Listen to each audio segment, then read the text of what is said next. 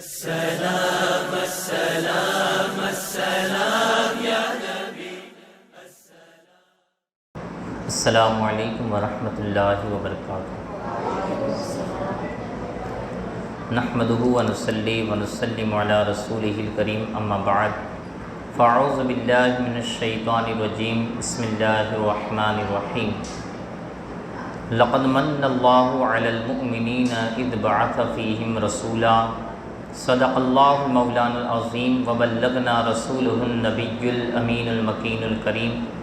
ونحن علی ذلک لمن الشاہدین والشاکرین والمطمئنین والحمد للہ رب العالمین۔ آئیے نہایت ہی ادب اور احترام کے ساتھ ساری کائنات کے رہبر عقیدت، میرے اور آپ کے پیارے آقا جناب احمد مجتبیٰ حضرت محمد مصطفیٰ صلی اللہ تعالیٰ علیہ وسلم کی بارگاہ گوہر ناز میں اپنی غلامی کا ثبوت پیش کرتے ہوئے بآواز بلند ہدیہ درود پاک پیش کیجیے۔ پڑھیے اللہم صلی علی سیدنا مولانا محمد وعلی آل سیدنا مولانا محمد مبارک وسلم، صلاۃ و سلام علیک یا رسول اللہ صلی اللہ تعالیٰ علیہ وسلم۔ اللہ رب العزت کا نہایت ہی فضل و کرم اور اس کا احسان عظیم ہے کہ رب کریم نے مجھے اور آپ کو یہ توفیق عطا فرمائی کہ میں اور آپ اللہ کے پیارے گھر مسجد میں اللہ کے محبوب دانۂ غیوب صلی اللہ تعالیٰ علیہ وسلم کا ذکر کرنے کی غرض سے حاضر آئے۔ اللہ رب العزت ہمیں یہاں پر ہمارا سننا سنانا اپنی بارگاہ میں قبول و مقبول فرمائے، اور دونوں جہان میں اس کا بہتر سے بہتر صلہ ہمیں نصیب فرمائے۔ اللہ نے اپنے حبیب، اپنے محبوب دانۂ غیوب صلی اللہ تعالیٰ علیہ وسلم کو بڑی شانیں عطا فرمائی ہیں۔ واقعی میں اللہ نے اپنے حبیب کو جس بڑے کام کے لیے یہ مبعوث فرمایا، اسی طریقے سے آپ کے کردار کو بھی اتنا ہی اعلیٰ اور ارفع بنایا، اور آپ کی صورت مبارکہ کو بھی اسی قدر ارفع اور اعلیٰ بنایا۔ آپ کی صورت مبارکہ کا جو نقشہ حضرت امام احمد رضا خان فاضل بریلوی رضی اللہ تعالی عنہ نے جو کھینچا ہے، اور اس انداز سے آپ نے اپنے سلام کے اندر مصطفیٰ جان رحمت پہ لاکھوں سلام کے اندر آپ کے ایک جو ایک عاشق رسول ہوتے ہیں، وہ ان کی ایک ادا ہوتی ہے کہ وہ جو چیز کو دیکھتے ہیں اسی کے اوپر اپنا شعر بھی کہتے ہیں۔ اور شاعروں کا یہ مزاج ہوتا ہے کہ وہ بڑی سی بڑی بات ایک آسان جملوں کے اندر اور پیارے جملوں کے اندر، موتیوں کی لڑی کے اندر وہ بیان کر دیتا ہے۔ لیکن دنیا کے عاشق الگ ہوتے ہیں، اور رسول پاک کے عاشقوں کی مثال ہی کچھ الگ ہے، ان کی ذات ہی کچھ الگ ہے۔ اعلیٰ حضرت نے بھی شاعری کے اندر کچھ اپنا کام کیا ہے، اور اس انداز سے آپ نے شاعری کہی ہے کہ جب انسان اس شاعری کو سنے گا تو نبی پاک صلی اللہ تعالیٰ علیہ وسلم کی صورت طیبہ گویا کہ اس کے سامنے تصور کے اندر نظر آتی آئے گی کہ اس طریقے سے آپ نے شاعری کہی ہے۔ کبھی آپ نے سر مبارکہ کو دیکھا، اور سر مبارکہ کے جب خلیے کو پڑھا تو اعلیٰ حضرت پکار اٹھے، جس کے آگے سر سرورا خم ہو گئے، جس کے آگے سر سرورا خم رہے، اس سر تاج رفعت پہ لاکھوں سلام۔ کبھی اعلیٰ حضرت نے حضور کے گیسوئے مبارکہ کو دیکھا، بال مبارک کو دیکھا، تو فرمایا وہ کرم کی گھٹا گیسوئے مشک سا، وہ کرم کی گھٹا گیسوئے مشک سا، لگ کے ابر رافت پہ لاکھوں سلام۔ کبھی بیچ نکلی ہوئی مانگ کو دیکھا تو فرمایا لیلۃ القدر میں مطلع الفجر حق، لیلۃ القدر میں مطلع الفجر حق، مانگ کی استقامت پہ لاکھوں سلام۔ کبھی کان مبارک کو دیکھا تو ارشاد فرماتے ہیں دور و نزدیک کے سننے والے وہ کان لالے کرامت پہ لاکھوں سلام۔ کبھی پیشانی مبارکہ کو دیکھا تو ارشاد فرمایا جس کے ماتھے شفاعت کا صحرا رہا، اس جبین سعادت پہ لاکھوں سلام۔ بھویں مبارک کو دیکھا تو فرمایا جن کے سجدے کو محراب کعبہ جھکی، جن کے سجدے کو محراب کعبہ جھکی، ان بھوؤں کی لطافت پہ لاکھوں سلام۔ کبھی آنکھ مبارک کو دیکھا تو فرمایا جس طرف اٹھ گئی دم میں دم آ گیا، اس نگاہ عنایت پہ لاکھوں سلام۔ کبھی بینی مبارک یعنی ناک مبارک کو دیکھا تو فرمایا نیچی آنکھوں کی شرم و حیا پر درود، نیچی آنکھوں کی شرم و حیا پر درود، اونچی بینی کی رفعت پہ لاکھوں سلام، اونچی بینی کی رفعت پہ لاکھوں سلام۔ داڑھی مبارکہ کو دیکھا تو پکار اٹھے ریش خوش معتدل مرہم ریش دل، ریش خوش معتدل مرہم ریش دل، حال اے مایہ ندرت پہ لاکھوں سلام۔ ابھی آپ اشعار کے اندر سماعت کر لے، انشاءاللہ آگے چل کر جب ہمارا وہ باب آئے گا سیرت کے تعلق سے تو اس میں انشاءاللہ ہم حدیث مبارکہ کی روشنی کے اندر آقا رحمت صلی اللہ تعالیٰ علیہ وسلم کے حلیے کو بھی سماعت کریں گے۔ کبھی ہونٹ مبارک کو اعلیٰ حضرت دیکھتے ہیں تو فرماتے ہیں پتلی پتلی گلے قدس کی پتیاں، ان لبوں کی نزاکت پہ لاکھوں سلام۔ کبھی دہن مبارک کو دیکھتے ہیں، منہ مبارک کو، تو ارشاد فرماتے ہیں وہ دہن جس کی ہر بات وحی خدا، چشمہ علم و حکمت پہ لاکھوں سلام۔ لعاب دہن تھوک مبارک کو دیکھتے ہیں تو فرماتے ہیں جس سے کھاری کنویں شیریں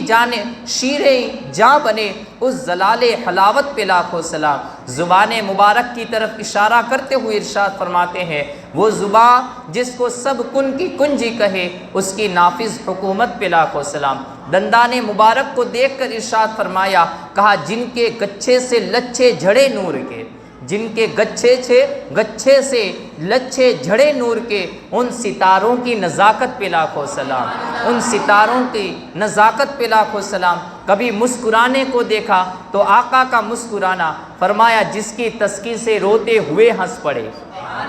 جس کی تسکی سے روتے ہوئے ہنس پڑے، اس تبسم کی عادت پہ لاکھوں سلام۔ اور خوبصورتی میرے آقا کی، فرماتے ہیں جس سے تاریک دل جگمگانے لگے،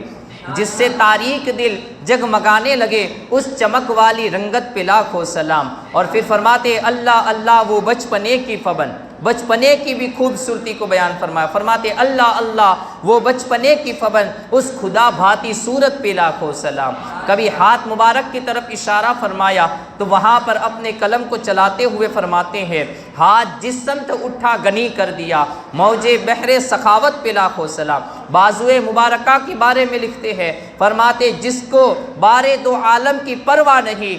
ایسے بازو کی قوت پہ لاکھوں سلام۔ ہتھیلی مبارک کو دیکھا تو پھر فرمایا جس کے ہر خط میں موجے نور کرم، جس کے ہر خط میں ہے موجے نور کرم، اس کفے بحر ہمت پہ لاکھوں سلام، اس کفے بحر ہمت پہ لاکھوں سلام۔ اور انگلیاں مبارکہ کی طرف اشارہ فرمایا نور کے چشمے لہرائے دریا بہے، انگلیوں کی کرامت پہ لاکھوں سلام۔ ناخن مبارکہ کی طرف پھر ارشاد فرماتے ہیں عید مشکل کشائی کے چمکے ہلال، عید مشکل کشائی کے چمکے ہلال، ناخنوں کی بشارت پہ لاکھوں سلام، ناخنوں کی بشارت پہ لاکھوں سلام۔ اور شکم نازنی کی طرف اشارہ کرتے ہوئے ارشاد فرماتے ہیں کل جہاں ملک اور جو کی روٹی غذا، کل جہاں ملک اور جو کی روٹی غذا، اس شکم کی قناعت پہ لاکھوں سلام۔ کمر مبارکہ کی طرف اشارہ کرتے ہوئے فرماتے ہیں جو کہ عزم شفاعت پر کھینچ کر بندھی، جو کہ عزم شفاعت پہ کھینچ کر بندھی، اس کمر کی حمایت پہ لاکھوں سلام، اس کمر کی حمایت پہ لاکھوں سلام۔ اور زانوئے مبارکہ یعنی ران مبارک کی طرف اشارہ کرتے ہوئے فرماتے ہیں انبیاء تہ کرے زانو کے، انبیاء تہ کرے زانو ان کے حضور، انبیاء تہ کرے یعنی ادب کے ساتھ انبیاء بھی ان کے سامنے بیٹھے، فرمایا انبیاء تہ کرے زانو ان کے حضور، زانوؤں کی وجاہت پہ لاکھوں سلام۔ پاؤں مبارکہ کی طرف ارشاد فرمایا کھائی قرآن نے کھا کے گزر کی قسم، اس کفے پاکی حرمت پہ لاکھوں سلام۔ اور آقا رحمت صلی اللہ تعالی علیہ وسلم کے عدل مبارکہ کی طرف ارشاد فرماتے ہوئے فرماتے ہیں بھائیوں کے لیے ترک پستہ کرے دودھ پیتوں کی نسبت پہ لاکھوں سلام، بھائیوں کے لیے ترک پستہ کرے دودھ پیتوں کی نسبت پہ لاکھوں سلام۔ اسی طریقے سے اعلیٰ حضرت امام احمد رضا کا فاضل بریلوی اس عاشق صادق نے 171 اشعار 171 اشعار آقا رحمت صلی اللہ علیہ وسلم کی ذات پر کہے، 171 اشعار۔ پھر آخر میں ارشاد فرماتے ہیں الغرض ان کے ہر منہ پہ لاکھوں درود، منہ کہتے ہیں بال کو، کہتے ہیں الغرض ان کے ہر منہ پہ لاکھوں درود، ان کی ہر خو و خصلت پہ لاکھوں سلام، ان کی ہر خو و خصلت پہ لاکھوں سلام، ان کے ہر نام و نسبت پہ نامی درود، ان کے ہر وقت و حالت پہ لاکھوں سلام، ان کے ہر نام و نسبت پہ نامی درود، ان کے ہر وقت و حالت پہ لاکھوں سلام۔ تو اس طریقے سے عاشق رسول جو ہوتے ہیں ایسا حلیہ بھی کھینچ لیا کرتے ہیں۔ درود پاک پڑھ لیجیے، اللہم صلی علی سیدنا مولانا محمد وعلی آل سیدنا مولانا محمد بارک وسلم، صلاۃ و سلام علیک یا رسول اللہ صلی اللہ تعالیٰ علیہ وسلم۔ کل کی نشست میں ہم نے سماعت کیا تھا کہ نبی پاک صلی اللہ تعالیٰ علیہ وسلم 12 سال کی عمر کے اندر آپ نے پہلا ملک شام کا سفر فرمایا، اور اسی عمر میں وہ ارحاس کہتے ہیں کہ وہ نبی کی وہ عادتیں جو اعلان نبوت سے پہلے ہو، یعنی انہیں یوں سمجھیے کہ وہ چیزیں اور وہ معجزات جو اعلان نبوت سے پہلے ہو تو انہیں ارحاس کہا جاتا ہے، اور وہی چیز اعلان نبوت کے بعد ہو جائے تو اسے معجزہ کہا جاتا ہے۔ تو گویا کہ اللہ کی قدرت کے وہ کرشمے اور وہ نظارے جو نبی پاک صلی اللہ تعالیٰ علیہ وسلم نے اعلان نبوت سے پہلے فرمائے، ان میں سے ایک کہ آپ نے اپنی انگلی کا اشارہ فرمایا اور آسمانوں سے بارش نازل ہونے لگی،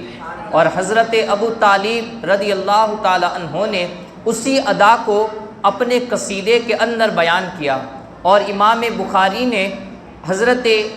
ابو طالب رضی اللہ تعالیٰ عنہ کے ان اشعار کی تائید بھی یہ آقا رحمت صلی اللہ تعالیٰ علیہ وسلم کی زبانی بخاری شریف کی حدیث مبارکہ سے جو بیان کی گئی اسے ہم نے کل کی نشست کے اندر سماعت کیا۔ اب نبی پاک صلی اللہ تعالیٰ علیہ وسلم کی عمر مبارک کا یہ 15واں سال ہے کہ پیارے آقا رحمت صلی اللہ تعالیٰ علیہ وسلم عمر شریف کے 15ویں سال کے قریب پہنچ چکے تھے، اور اس وقت مکہ المکرمہ کے اندر ایک واقعہ پیش آیا کہ وہاں کا ہیرا کا ایک بادشاہ تھا جس کا نام نعمان بن منذر تھا۔ نعمان بن منذر یہ ہیرا کا بادشاہ تھا، اور وہ اپنا تجارت کا جو ساز و سامان ہوتا تھا وہ اکاز کے منڈی کے اندر وہ لا کر بیچا کرتا تھا، لیکن ہیرا سے اکاز یعنی اکاز جو شہر تھا وہ طائف سے 15 کلومیٹر کی دوری پر واقع تھا، اور ایک ذی الحجہ سے لے کر جو حج کا موسم ہوتا ہے تو زائرین کعبہ یہ دور و دراز سے حج کے لیے وہاں پر آتے تھے، تو وہاں پر ایک بہت بڑا میلہ بھی لگتا تھا، اور اکاز کا بہت بڑا ایک میدان تھا، اور اسی کے اندر وہاں پر ایک میلہ لگتا تھا، وہ 1.5-2 مہینے کا وہ میلہ ہوتا تھا۔ تو ہیرا کا بادشاہ اور دور و دراز سے تاجر یہ وہاں پر اپنے مال و سامان کو لے کر آتے تھے اور وہاں پر تجارت کیا کرتے تھے۔ تو ہیرا کے بادشاہ نے وہ چونکہ وہاں سے آنے کے اندر بیچ راستے میں جو ڈاکوؤں وغیرہ کا جو خطرہ تھا، تو اس نے سوچا کہ قریش خاندان کا اگر کوئی شخص مل جائے کہ جس کے ہاتھوں اور جس کی ذمہ داری پر یہ مال تجارت یہ وہاں پر پہنچایا جائے، تو کہا کہ ایسا اگر کوئی بندہ مل جائے تو اس کو معاوضہ دے دیا جائے گا، اس کا جو بھی اس کی رقم ہوگی وہ دے دی جائے گی، لیکن مال تجارت یہ وہاں پر پہنچ جائے۔ تو وہاں پر براس بن قیس النمری جو قبیلہ بنی کنانہ کا ایک شخص تھا اور بڑا رئیس بھی تھا، تاجر بھی تھا، اس نے کھڑے ہو کر کہا کہ بادشاہ سلامت، میں آپ کے مال کو یہ وہاں پر منڈی تک پہنچاؤں گا، لیکن بادشاہ نے کہا کہ مجھے ایسے شخص کی ضرورت ہے جو تہامہ اور نجد وغیرہ یہ تمام وادی کے ڈاکوؤں سے میرے مال کی حفاظت کر لے۔ تو وہاں پر عروۃ الرحال نامی ایک شخص تھا، وہ بھی بڑا رئیس تھا، اور وہ قبیلہ بنو حوازین کا وہ شخص تھا۔ اس نے کہا کہ میں تمام ڈاکوؤں سے تیرے مال و سامان کی حفاظت کر کے وہاں پر اکاز کی منڈی کے اندر تیرے مال و سامان کو پہنچا دوں گا۔ تو اس بادشاہ اس کے اوپر راضی ہو گیا، تو وہ وہاں پر کھڑا ہو گیا براس بن قیس، یہ اس نے کہا کہ تو بنی کنانہ سے بھی اپنے مال کی حفاظت کر لے گا؟ تو اس نے کہا کہ ہاں میں بنو کنانہ سے بھی اپنے مال کی حفاظت کر لوں گا۔ اب دیکھیے کہ عربوں کے اندر کس حد تک کی اور کس اونچے درجے کی جاہلیت پائی جاتی تھی، یعنی جہاں پر وہ اپنی زبان کے اعتبار سے فصیح و بلیغ کہے جاتے تھے، اور ایسی فصاحت اور بلاغت آپ دیکھیے کہ عربی ادب سیکھنے کے اندر اگر درس نظامی کی کوئی کتاب چلتی ہے تو ان میں بھی ان کے وہ جو کافر اور جاہلیت کے زمانے کے جو شعراء اور جو ادیب تھے ان کے اشعار آج بھی ہماری کتابوں میں پڑھائے جاتے تھے، اس قدر ان کی فصاحت اور بلاغت تھی۔ لیکن ساتھ ہی ساتھ میں ان کی جہالت کا بھی یہ عالم تھا کہ فصاحت اور بلاغت کے مقابلے میں جہالت برابری کی تھی، یعنی ایک طرف وہ فصیح و بلیغ بھی تھے تو جاہل بھی اسی قدر کے تھے۔ تو دیکھیے کہ اب اس براس بن قیس ایک صرف مال سامان کے لے جانے کی بات تھی، لیکن اب اس نے یوں سوچا کہ میرا جو حق تھا، میں چاہ رہا تھا کہ میں لے جاؤں، لیکن اس نے میرا حق لے لیا۔ تو اب وہ براس بن قیس یہ اسی کا پیچھا کرنے لگا، اور عروۃ الرحال ایک مقام پر پہنچا، طائف کے مقام پر، یا تو وہاں پر اس نے پیچھا کرتے ہوئے رات کے وقت اس کو پا لیا، اور رات کے وقت اس نے عروۃ الرحال کو قتل کر دیا، اور پھر خیمے سے وہ یہ شعر پڑھتا ہوا باہر نکلا، قد کانت الفعلۃ منی ضلۃ حلا علی غیری جعلت الذلۃ سوف اعلو بحسامی کلی۔ کہا کہ وہ کہتا ہے کہ مجھ سے غلطی ہو گئی، اس نے یہ لغزش میرے علاوہ کسی اور سے کیوں نہ کی، میں اپنی تیز دھار والی تلوار کو اس کے سر پر بلند کروں گا، یعنی کہ اس کا سر کاٹ دوں گا۔ اس نے کاٹ دیا اس کا سر، اور وہ پھر وہاں سے اس کے جتنا بھی وہ مال و سامان ہیرا کے بادشاہ کا تھا وہ تمام مال و سامان کو لے کر وہ خیبر کی طرف نکل گیا۔ اب وہاں پر جب اس کے قبیلے والوں کو، عروۃ الرحال کے قبیلے والوں کو پتہ چلا تو اس نے 2 آدمیوں کو پیچھے بھیجا۔ اب جیسے وہ 2 آدمی وہاں پر پہنچے تو وہ براس کو جانتے نہیں تھے، اور وہ خیبر کے قلعے کے اندر جیسے ہی پہنچے تو وہ براس کو ڈھونڈنے کے لیے پہنچے تھے، لیکن اچانک ان کی ملاقات جو پہلے شخص سے ہوئی وہ براس ہی تھا۔ اب براس کو پوچھنے لگے، کہا کہ ایک براس بن قیس نامی کوئی شخص یہاں پر آیا ہے، تو اب وہ جان گیا کہ یہ لوگ مجھے ہی ڈھونڈنے کے لیے آئے ہیں، اور وہ اپنے آدمی کا وہ بدلہ لینے کے لیے آئے، تو اس نے ان دونوں شخصوں کو بھی مار دیا، اور اس طریقے سے ان کا بھی جو مال و سامان تھا وہ بھی وہ لوٹ کر وہاں سے آگے کی طرف نکل گیا۔ اب اس طرف مکہ والے یہ وہاں پر عکاظ کی منڈی میں تھے، اور کچھ لوگ عرفات کے میدان میں تھے، اور قریش کے والوں کو اس وقت پتہ چلا کہ براس بن قیس جو کنانہ کا شخص، بنی کنانہ قبیلے کا شخص ہے، اور کنانہ قبیلہ یہ بنی کنانہ یہ قریش کے اندر شامل ہوتے تھے، قریش کے اندر بڑے بڑے 10 قبائل تھے، اور ان میں سے ایک بنو کنانہ بھی تھے۔ اب بنو کنانہ یہ قریش کے شخص تھے۔ اب وہاں پر جیسی بات پتہ چلی کہ براس بن قیس نے ان 3 لوگوں کو، قبیلہ حوازین کے 3 لوگوں کو مار دیا ہے۔ اب اس طرف قبیلہ بنی حوازین کے کچھ لوگوں کو بھی پتہ چل گیا، اور وہ لوگ تلواریں لے کر باہر نکل آئے۔ اب وہ 9ویں ذی الحجہ کا دن تھا، وہ تمام کے تمام آ کر وہ براس کو مانگنے لگے، اور وہ کہنے لگے کہ جس طریقے سے ہمارے قبیلے کا ایک بڑا سردار مارا گیا ہے تو ہم بھی قریش کے ایک بڑے سردار کو ماریں گے، اور جب تک اس کو نہیں مار پائیں گے وہاں تک چین سے نہ بیٹھیں گے۔ تو وہاں پر حرب بن امیہ جو حضرت ابو سفیان کا والد ہے، بعد میں جو حضرت ابو سفیان ایمان لائے تو ان کا والد تھا، اس نے وہاں پر اپنے بیٹے حضرت ابو سفیان کو کہا جاؤ اور جا کر یہ اعلان کر دو کہ آئندہ سال اسی مقام پر ہمارے اور تمہارے بیچ میں جنگ ہوگی۔ تو اب اس کے اندر وہ جنگ کا سلسلہ ایک بند گیا۔ اب دیکھیے کہ 1 سال کے اندر وہ 3 انسانوں کا معاملہ پیش آیا۔ اب دوسرے سال اسی دن دونوں قبیلے آمنے سامنے ہو گئے۔ اس طرف سے قریش کے کئی سارے قبیلے کئی ہتھیار بند انسانوں کے ساتھ وہ اسی عکاظ کی منڈی کے میدان کے اندر پہنچ گئے، اور اس طرف سے قبیلے بنی حوازین کے لوگ بھی آ گئے، اور اس طریقے سے گھمسان کی لڑائی ہوئی کہ صبح سے لے کر شام تک کئی لوگ مارے گئے، اور اس کے اندر قبیلہ بنی حوازین یہ ان کو فتح حاصل ہوئی، اور باقی قریش والوں کو یہ شکست حاصل ہوئی۔ پھر انہوں نے جیسے ہی شام ہوئی تو پھر سے ان قبیلہ بنی حوازین نے کہا کہ ہمارا اور تمہارا حساب یہ پورا نہیں ہوا ہے، اور اس طرف سے قریش بھی یہ غیظ و غضب کے عالم میں تھے کہ ان کے ساتھی یہ زیادہ مارے گئے تھے۔ کہا کہ ہم آئندہ سال اسی دن اسی مقام پر پھر سے بدلہ لینے کے لیے آئندہ سال جمع ہو جائیں گے۔ پھر دوسرے سال اسی طریقے سے دونوں قبیلے یہ آپس کے اندر وہاں پر جمع ہوئے اور پھر سے خون ریزی ہوئی۔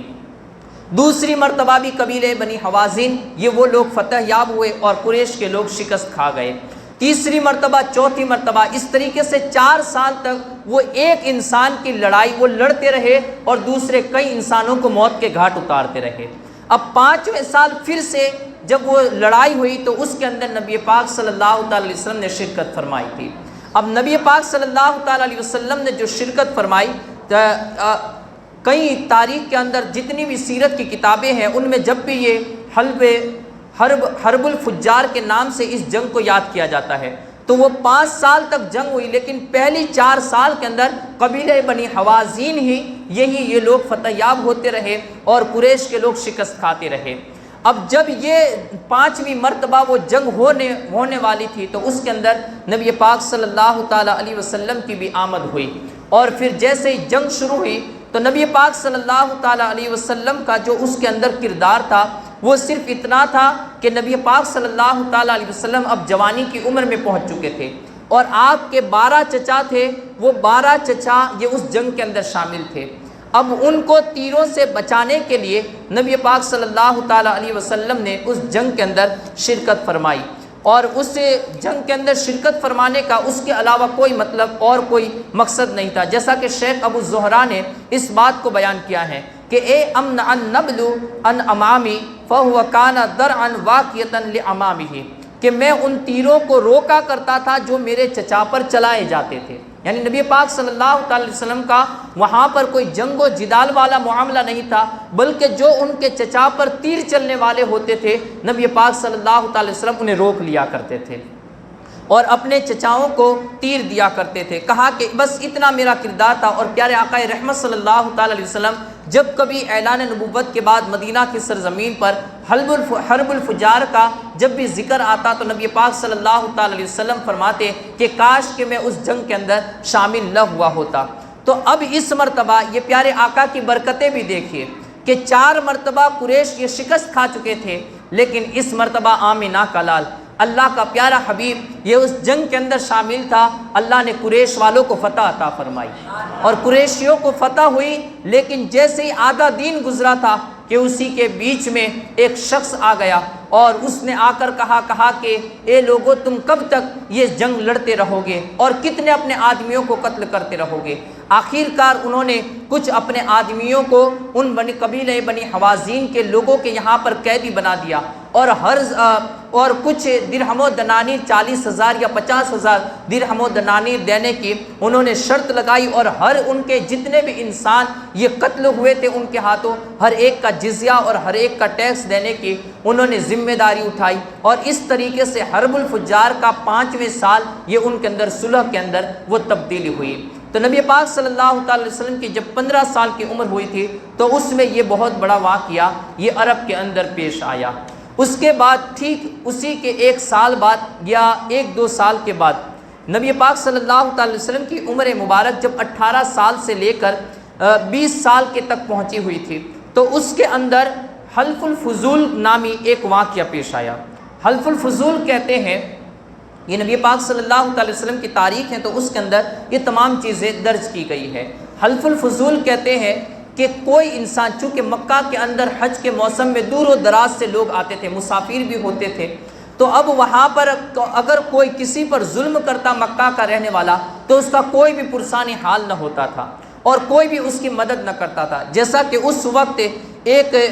یمن سے ایک شخص آیا اور وہ بہت زیادہ مال تجارت لے کر آیا تھا، لیکن عاص بن وائل نام کے ایک رئیس تاجر نے اس کے تمام مال کو لوٹ لیا اور اسے کوئی چیز واپس نہ دی۔ اس نے اس کے پاس گیا اور کہا کہ مجھے اس کی قیمت دی جائے، لیکن اس نے قیمت دینے سے بھی انکار کر دیا اور کہا کہ تم سے جو ہو سکے وہ کر لو۔ اب وہ بیچارہ جو قبیلے کا شخص تھا، اس کا قبیلہ چھوٹا تھا اور سامنے عاص بن وائل یہ قریش خاندان کا شخص تھا اور اس میں 10 قبیلے پائے جاتے تھے۔ اب اس طرف سے اگر قبیلہ ایک آتا بھی ہے تو اس طرف سے 10 قبیلوں کا مقابلہ وہ نہیں کر سکتے تھے۔ آخر کار اس نے کچھ لوگوں سے مدد طلب کی، لیکن بجائے وہ لوگ اس کی مدد کرتے وہ اسی کو ڈانٹنے لگے۔ اب وہ وہاں سے جا کر جبل ابو قبیس پر وہ جا کر بیٹھ گیا اور وہیں پر سے وہ چلانے لگا اور وہیں سے وہ اپنے اشعار کے اندر شکوہ گلا کرنے لگا۔ اس نے کہا یا آل فحر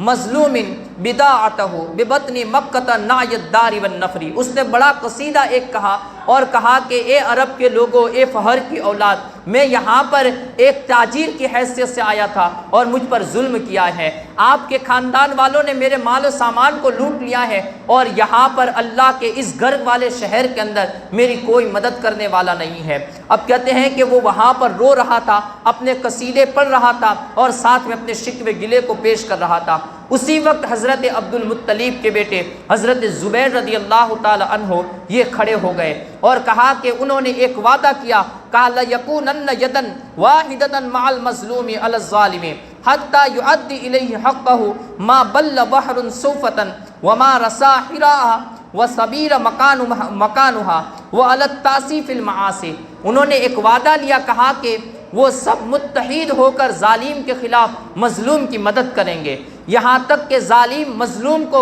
اس کا حق ادا کر دے، اور ہم اس عہد پر پابند رہیں گے جب تک سمندر صوف یعنی اون کو تر کرتا ہے اور جب تک ہیرا اور سبیر پہاڑ اپنی جگہ پر قائم ہے، ہم اپنے عہد پر قائم رہیں گے اور معاش میں ہم ایک دوسرے کی ہمدردی کریں گے، یعنی اب کسی پر ظلم نہیں ہونے دیں گے اور اب کسی کو بھی کسی مظلوم پر کوئی ظلم نہیں کیا جائے گا۔ انہوں نے فوراً یہ معاہدہ طے کیا اور عاص بن وائل کے پاس وہ تمام کے تمام لوگ جمع ہو گئے۔ اس نے چارہ ناچارہ وہ تمام مال و سامان یہ اس سے واپس دے دیا۔ اب یہ جو تحریک تھی، یہ تنظیم تھی، اس کی شروعات حضرت زبیر بن عبد المطلب نے کی تھی، لیکن اس کے بعد اس تنظیم اور اس تحریک کو جو سب سے زیادہ رنگ چڑھایا وہ محمد عربی صلی اللہ تعالی علیہ وسلم کی ذات ہے، میرے اور آپ کے پیارے آقا رحمت صلی اللہ تعالی علیہ وسلم کی ذات ہے۔ اور اس کا جواز یہ ہمیں کونستانس جورجیو ایک سائنسداں ہے اور اس نے نبی پاک صلی اللہ تعالی علیہ وسلم کی سیرت طیبہ پر ایک کتاب لکھی ہے اور اس کے اندر حلف الفضول کے نام سے اس نے ایک بڑا مضمون لکھا ہے اور اس میں بڑی تعریف نبی پاک صلی اللہ تعالی وسلم کی فرمائی ہے۔ کہا کہ زبیر بن عبد المطلب نے اس کی شروعات کی تھی، لیکن اس کے بعد نبی پاک صلی اللہ تعالی وسلم نے باضابطہ طور پر اسے ایک تنظیم کا روپ دیا، اسے ایک تحریک کا روپ دیا، اور اس کے بعد مکہ کی سرزمین پر جس کسی پر بھی ظلم ہوتا وہ نبی پاک صلی اللہ تعالی وسلم کے پاس دوڑا آتا اور آقا رحمت صلی اللہ تعالی وسلم انصاف فرماتے تھے۔ یہاں تک کہ بتایا جاتا ہے اسی نے ایک واقعے کو نقل کیا، کہا کہ ایک بدو، ایک اعرابی، ایک گاؤں کا رہنے والا وہاں پر آیا اور اپنے ساتھ وہ ایک خوبصورت اپنی بیٹی کو بھی لے کر آیا ہوا تھا، وہ خانہ کعبہ کا حج ادا کرنے کے لیے اور طواف کرنے کے لیے آیا تھا کہ وہیں پر ایک شخص نے اس کی بیٹی کو یہ ہڑپ کر لیا اور وہ اپنے گھر لے گیا۔ جیسے ہی نبی پاک صلی اللہ تعالی وسلم کو پتہ چلا کہ وہ اپنی بیٹی کو، اس کی بیٹی کو اٹھا کر وہ اپنے مکان پر لے گیا ہے، نبی پاک صلی اللہ تعالی وسلم نے فوراً ہی قریش کے 10 نوجوانوں کو لیا اور اس کے گھر کو گھیر لیا، کہا کہ اس کی بیٹی کو ابھی واپس کیا جائے۔ اس نے کہا نہیں، میں صبح ہوتے ان کی بیٹی کو لوٹا دوں گا۔ اس نے پہلے دینے سے انکار کر دیا تھا اس شخص کو، لیکن نبی پاک صلی اللہ تعالی علیہ وسلم جب اس کے مکان کا گھیراؤ آپ نے ڈالا تو اس نے کہا میں صبح کو واپس کر دوں گا، لیکن وہاں پر پیارے آقا رحمت صلی اللہ تعالی علیہ وسلم اور آپ کے ساتھ جوانوں نے ایک بھی نہ سنی اور کہا کہ نہیں، اسی وقت اس کی بیٹی کو واپس لوٹایا جائے۔ آخر چارہ ناچارہ اس نے اسی وقت اس غریب کی، اس گاؤں کے رہنے والے اعرابی کی بیٹی کو اسی وقت واپس فرمایا۔ اسی طریقے سے آپ نے اسی نے ایک دوسرا واقعہ بھی نقل کیا ہے کہ ایک پردیسی شخص آیا اور وہاں پر وہ مکہ کے بازار کے اندر اپنے گیہوں کو بیچ رہا تھا، تو ابو جہل پہنچا اس کے پاس اور اس نے کئی بوریوں کو لے لیا اور پھر کہا کہ میں اپنے گھر پر پہنچ کر تیرے پیسے کو لوٹا دوں گا۔ اب وہ شخص گھر پر جب پیسے لینے کے لیے گیا تو ابو جہل نے پیسے دینے سے انکار کر دیا، پہلے ٹال مٹول کرتا رہا کہ کل آنا، پرسوں آنا، جیسا کہ قرض داروں کا یہی ایک طریقہ ہوتا ہے، جو نہ دینا چاہتے ہیں، جن کی نیت نہ ہوتی ہے تو وہ کبھی ٹال مٹول کرتے رہتے ہیں، اور اس نے بھی اسی طریقے سے ٹال مٹول کرتا رہا اور آخر کار جب 10-15 دن ہو گئے تو اب وہ بیچارہ پردیسی شخص جو باہر سے آیا تھا اور وہاں پر تجارت کر رہا تھا، وہ آخر کار حیران ہو گیا۔ اب آخر میں ابو جہل نے اسے دینے سے بھی انکار کر دیا، کہا کہ جاؤ تم سے جو ہو سکے وہ کر لو، میں تمہیں اس کا کوئی بھی معاوضہ نہیں دوں گا۔ اب آخر کار وہ مکہ کے ایک چوک کے اندر بیٹھے ہوئے وہ رو رہا تھا کہ نبی پاک صلی اللہ تعالی علیہ وسلم کا گزر وہاں سے ہوا۔ دونوں عالم کے سردار، دونوں عالم کے رحمت فرمانے والے وہ آقا، دونوں عالم پر رحمت فرمانے والی اس ذات کا جیسی وہاں سے گزر ہوا، آپ نے اس کو روتا دیکھا۔ اب روتے ہوئے امتی کو آقا کب برداشت کر سکتے تھے؟ پیارے آقا رحمت صلی اللہ تعالی علیہ وسلم اس کی طرف متوجہ ہوئے۔ مکہ کے اندر وہی ایک ذات تھی جو کسی رونے والے کے آنسوؤں کو پوچھا کرتی تھی، وہی ایک ذات تھی جو بیواؤں کی چارہ گیری کیا کرتی تھی، وہی ایک ذات محمد الرسول اللہ صلی اللہ تعالیٰ علیہ وسلم کی تھی جو یتیموں کے سروں پر ہاتھ پھیرا کرتی تھی۔ ورنہ عرب کی حالت یہ تھی کہ اگر کوئی بچہ یتیم ہوتا تو اس کے چچا وغیرہ اس کے مال کو لوٹ لیا کرتے تھے، اگر کوئی عورت بیوہ ہوتی تو اس کے اوپر وہ ظلم و ستم کیا جاتا کہ کسی جانور کے اوپر بھی ایسا ظلم و ستم نہ کیا جاتا۔ ایسے عرب کے ماحول، عرب کے حالات تھے، لیکن اس ایسے حالات کے اندر، ایسے معاشرے کے اندر، ایسی سوسائٹی کے اندر کوئی ذات تھی جو ہر ایک کی چارہ گیری فرما رہی تھی، ہر ایک کے ساتھ احسان اور اچھے سلوک سے پیش آ رہی تھی، تو اللہ کے رسول محمد الرسول اللہ صلی اللہ تعالیٰ علیہ وسلم کی ذات طیبہ تھی۔ نبی پاک صلی اللہ تعالیٰ علیہ وسلم کا جیسے ہی مکہ کے چوک سے گزر ہوا تو آپ نے اسے روتا ہوا دیکھا، قدم نازنین وہیں پر رک گئے اور فوراً اس کی طرف متوجہ ہوئے۔ کہا کہ اللہ کے بندے کیا معاملہ ہے اور تجھے کس چیز نے رلایا ہے؟ کہا کہ میں یہاں پر سامان تجارت لے کر آیا تھا، اور ابو جہل جو قریش کا ایک سردار ہے اور اس نے میرے اس مال و سامان کو کہا کہ میں تمہیں اپنے گھر جا کر معاوضہ دے دوں گا، اور وہ تمام مال و سامان لے گیا، اور اس نے اب مال دینے سے، مال کا جو معاوضہ تھا اس کو دینے سے انکار کر دیا۔ نبی پاک صلی اللہ تعالیٰ علیہ وسلم نے فرمایا کہاں ہے؟ ایسا کیا ہے؟ کہا کہ ہاں۔ کہا آپ کیا کر سکیں گے؟ آپ تو ایک غریب خاندان کے شخص ہیں اور ساتھ ہی ساتھ آپ کے ماں باپ بھی نہیں ہیں۔ کہا کہ یہ محمد الرسول، محمد عربی ہے۔ نبی پاک صلی اللہ تعالی علیہ وسلم نے فرمایا، کہا ابو جہل یہ سردار ہیں تو کیا ہوا؟ یہاں پر انصاف سے کام لیا جائے گا، یہاں پر مکہ کے اندر ہر ایک کے ساتھ انصاف کیا جاتا ہے۔ الغرض نبی پاک صلی اللہ تعالی علیہ وسلم گئے ابو جہل کے دروازے پر، وہ اپنے گھر کے اندر آرام سے سو رہا تھا اور اسی حالت میں نبی پاک صلی اللہ تعالی علیہ وسلم نے دروازے کو کھٹکھٹایا۔ دروازہ جیسے ہی کھولا گیا، کہا کون؟ کہا میں محمد صلی اللہ تعالی علیہ وسلم۔ نبی پاک صلی اللہ تعالی وسلم نے اپنا نام بتایا، فوراً ہی ابو جہل دروازے سے باہر نکلا۔ کہا کہ کیا ہوا بھتیجے، اور کس وجہ سے یہاں پر آئے ہو؟ اب چونکہ وہ بھتیجے بھی تھے، کہا کہ تم نے اس شخص کے مال کو ہڑپ لیا ہے، اب اس کی قیمت دینے سے انکار کر رہے ہو۔ نبی پاک صلی اللہ تعالی وسلم کے لہجے کے اندر وہ رعب اور وہ دبدبا تھا۔ اللہ نے آپ کی ذات پاک کے اندر ایسی ہیبت رکھی ہوئی تھی، ابو جہل نے انکار کی، ٹال مٹول کی، کوئی بات نہ کی۔ کہا ہاں بھتیجے مجھ سے غلطی ہو گئی۔ فوراً ہی اپنے کمرے کے اندر گیا، جتنا اس کے مال و سامان کی قیمت تھی وہ فوراً لا کر اس غریب کو دیے۔ کچھ زیادہ دیتے ہوئے کہا یہ میری غلطی کا معاوضہ ہے، مجھے معاف کر دینا۔ یہ نبی پاک صلی اللہ تعالی وسلم کی ذات کا اس وقت انصاف تھا جب آپ کی عمر مبارک 20 سال کی تھی۔ ابھی اعلان نبوت نہیں فرمایا، لیکن اللہ نے پہلے ہی سے آپ کو اونچا کردار عطا فرمایا تھا۔ وَرَفَعْنَا لَكَ ذِكْرَكَ، یہ آیت مبارکہ صرف اعلان نبوت کے بعد یہ آپ پر دلالت نہیں کرتی ہے کہ نبی پاک صلی اللہ تعالی وسلم کا ذکر یہ بلند تھا اور آپ کے اخلاق بھی بلند و بالا تھے، نہیں، بلکہ میرے آقا جب پیدا ہوئے تھے اسی وقت سے بلند و بالا تھے،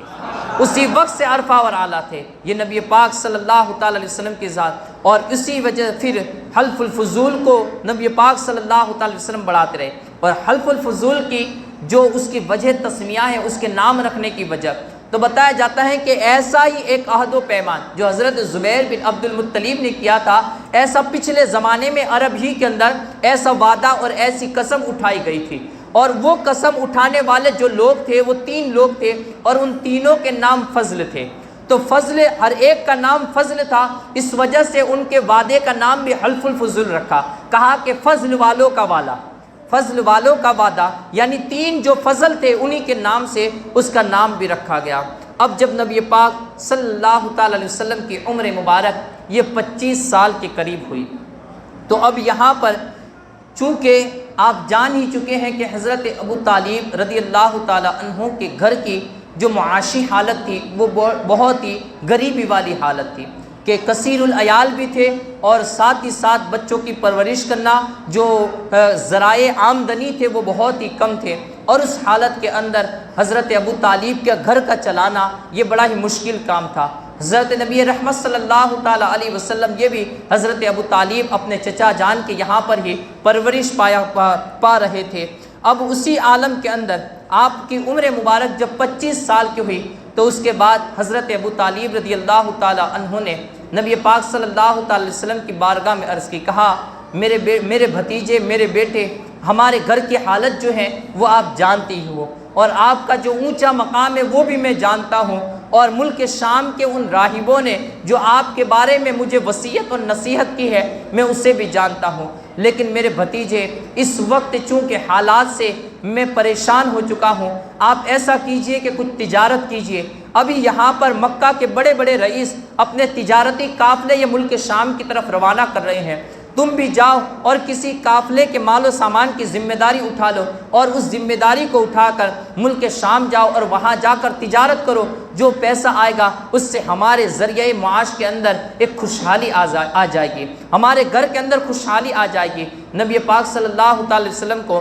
حضرت ابو طالب نے مشورہ دیا، کہا جاؤ خدیجہ بنت خویلد جو مکہ کی نامور رئیسہ ہے، اور حضرت خدیجہ رضی اللہ تعالی عنہا ایک ایسی عورت تھی مکہ کے اندر کہ مکہ کے اندر بھی اگر کسی عورت کو اچھے نام سے یاد کیا جاتا تھا تو وہ حضرت خدیجہ کی ذات تھی۔ حضرت خدیجہ کو زمانے جاہلیت کے اندر طاہرہ کے نام سے یاد کیا جاتا تھا کہ اگر مکہ کے اندر کوئی پاکیزہ خاتون ہے تو وہ حضرت خدیجہ رضی اللہ تعالی عنہا کی ذات طیبہ ہے۔ حضرت خدیجہ مکہ کے اندر جتنے بھی رئیس لوگ تھے ان تمام سے زیادہ مالدار حضرت خدیجہ تھی، تمام رئیسوں سے مالدار، جتنے بھی مالدار لوگ تھے ان تمام مالداروں سے زیادہ یہ حضرت خدیجہ رضی اللہ تعالی عنہا مالدار تھی۔ ان کے مال تجارت کا یہ حال ہوتا تھا کہ مکہ کے تمام تاجر جتنے بھی بڑے مالدار لوگ اپنے مال تجارت کو جمع کر کے ملک شام کی طرف بیچتے،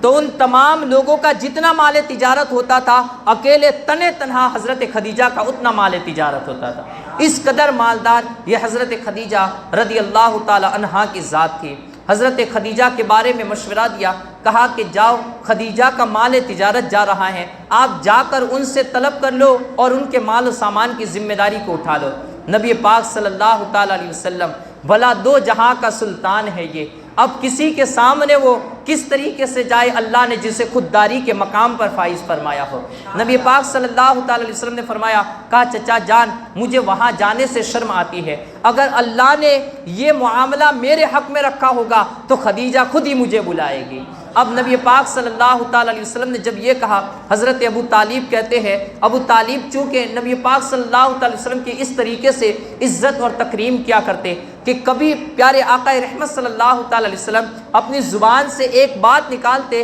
تو پھر دوسری مرتبہ حضرت ابو طالب اصرار نہیں کرتے، فرمایا لعلہا ترسل الی فی ذاک، کہا کہ ہو سکتا ہے کہ خود مجھے اس سلسلے میں وہ بلا بھیجے۔ حضرت ابو طالب نے کہا انی اخاف ان تولی غیرک وتطلب امرا مدبرا، کہا مجھے اندیشہ ہے کہ وہ کسی اور کو مقرر کر دے گی، پھر آپ ایک ایسی چیز کو طلب کریں گے جو پیٹھ پھیر چکی ہوگی، یعنی خالی ہاتھ آنے والے انسان کی طرح آپ خالی ہاتھ واپس پلٹیں گے۔ نبی پاک صلی اللہ تعالی علیہ وسلم اس سوال پر یہ خاموشی اختیار کیے اور پھر آپ اپنے گھر ہی کے اندر خاموشی کے ساتھ بیٹھ گئے۔ ابھی کچھ ہی دیر ہوئی تھی کہ اس طرف سے حضرت خدیجہ بنت خویلد نے اپنے غلام میسرہ کو بھیجا، کہا جاؤ محمد امین کو بلا کر لے کر آؤ۔ محمد امین آقا رحمت صلی اللہ تعالی علیہ وسلم کا اس وقت مکہ کے اندر زمانہ جاہلیت میں بھی جو لقب تھا، اگر کوئی کسی کو یاد کرتا کہ نبی پاک صلی اللہ تعالی وسلم کو یاد فرماتا تو اگر کہا جاتا کہ محمد کو بلاؤ تو کوئی عرب کے لوگ کہتے، کہا وہ محمد امین کو ہم بلائیں،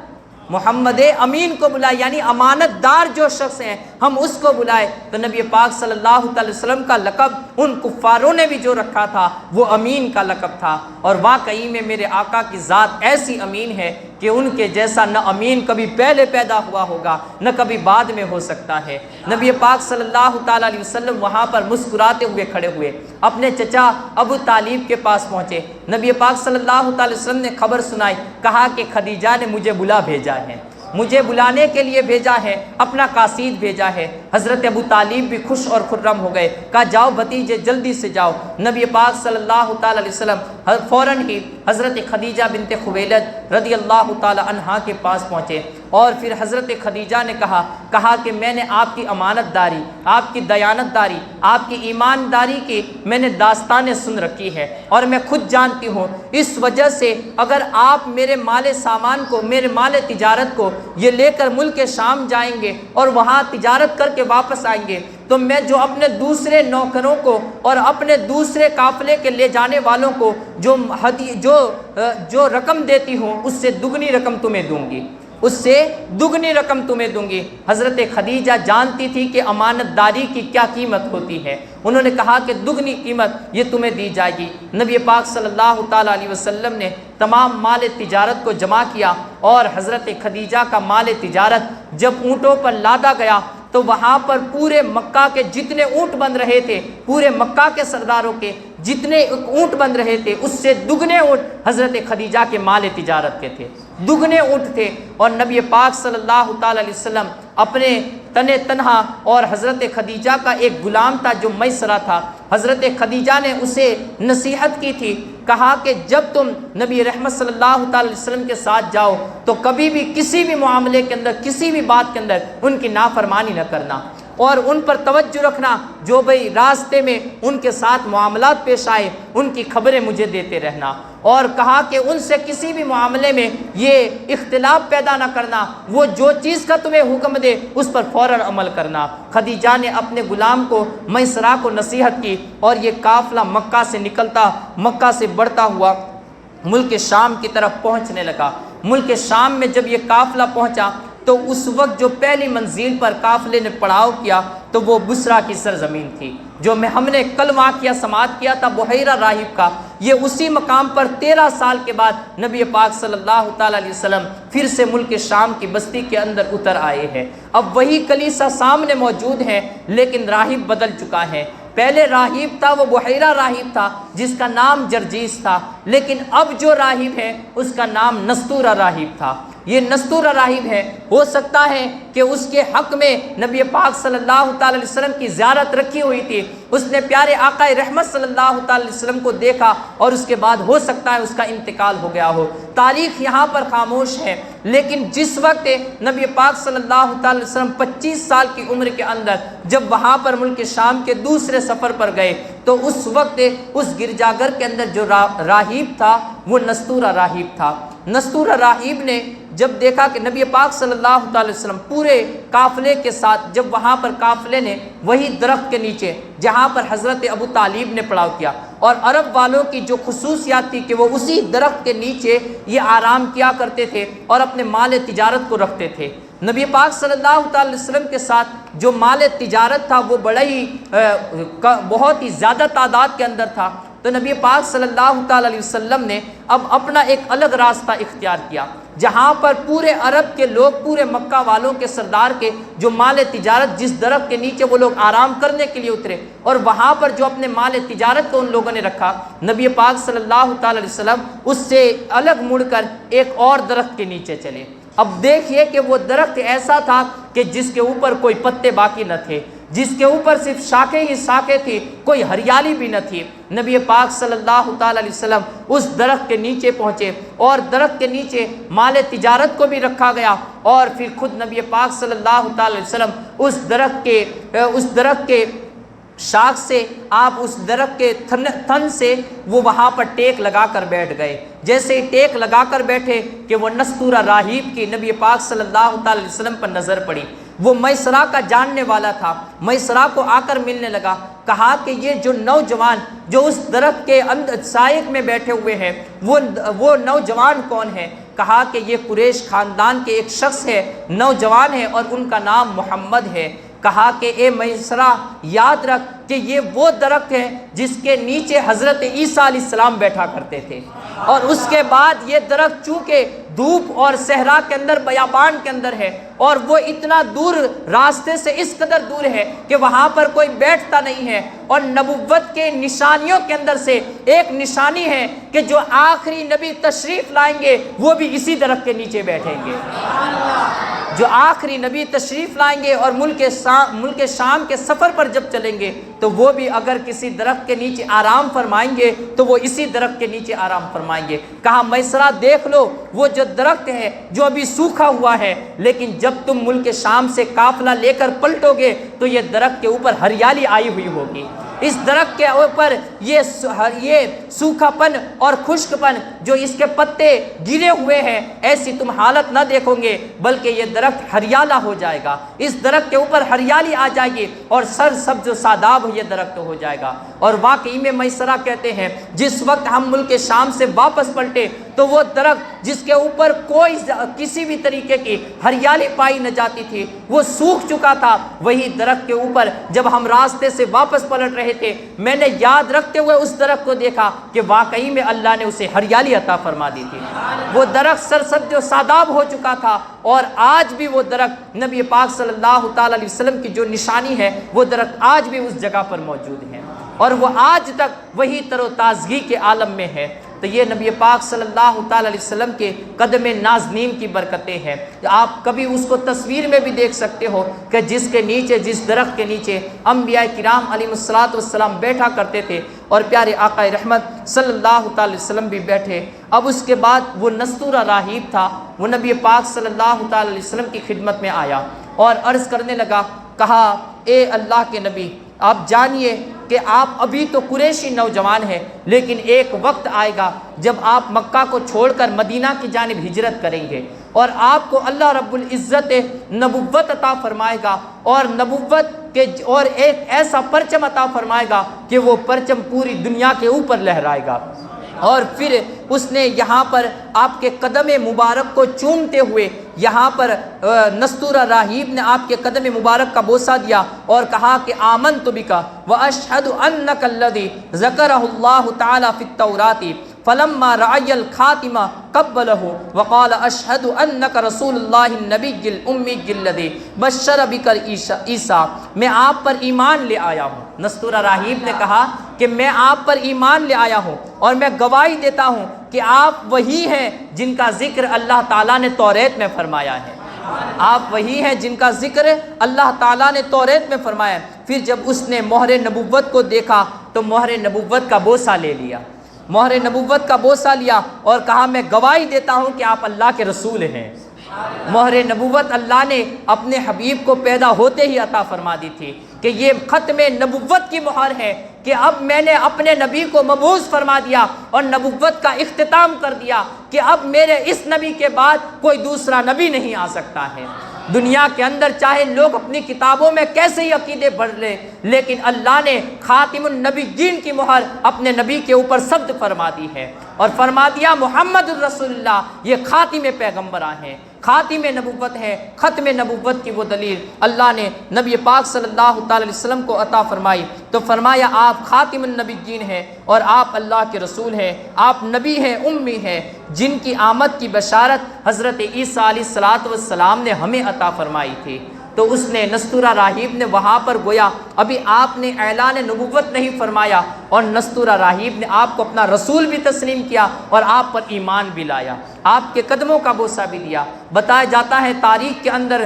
یہ بات لکھی ہوئی ہے، روایتوں میں آتا ہے 6 سے 7 لوگ ایسے تھے کہ جنہوں نے نبی پاک صلی اللہ تعالی علیہ وسلم کے اعلان نبوت کرنے سے پہلے آپ کے اوپر ایمان بھی لے آئے اور آپ کو اپنا رسول بھی تسلیم کیا۔ ان میں سے ایک ذات نستورہ راہب کی ہے اور دوسری ایک ذات حضرت خدیجہ کے بھائی حضرت ورقہ بن نوفل کی بھی ہے کہ حضرت ورقہ بن نوفل رضی اللہ تعالی عنہ یہ بھی نبی پاک صلی اللہ تعالی علیہ وسلم پر ایمان لے آئے تھے۔ انشاءاللہ العزیز اس سے آگے جو 25 سال کے بعد یعنی نبی پاک صلی اللہ تعالی وسلم کے ملک شام سے واپس لوٹنے کے بعد آپ کے نکاح کی اور آگے کی جو سیرت طیبہ ہیں کل کی مجلس میں ہم سماعت کرتے ہوئے چلیں گے۔ رب کائنات کی بارگاہ میں دعا ہے اللہ رب العزت ہمیں نیک کام کرنے کی توفیق عطا فرمائے، برے کاموں سے بچائے، صراط مستقیم کی ہدایت نصیب فرمائے، ایمانی زندگی عطا فرمائے، ایمانی موت نصیب فرمائے۔ وآخر دعوانا ان الحمدللہ رب العالمین۔ السلام۔